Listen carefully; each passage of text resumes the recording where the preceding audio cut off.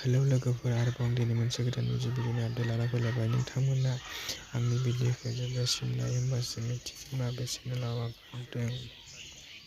बिथांमोननि चेनेलनि नामानो मनि सिक्रेट। इउटिउब चेनेलनिफ्राय मोनसे गोदान मिउजिक भिडिअ फैगासिनो दं।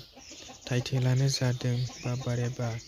बे मिउजिक भिडिअआव फाव खालामनाय नुनो मोनदों सोरां बसुमतारी, बिग्राय बसुमतारी, मनिषा गयारी आरो थाजिम नार्जारी। बिथांमोननि भिडिअखौ 30 दिसेम्बर फुल आपल'ड हगारनाय जागोन।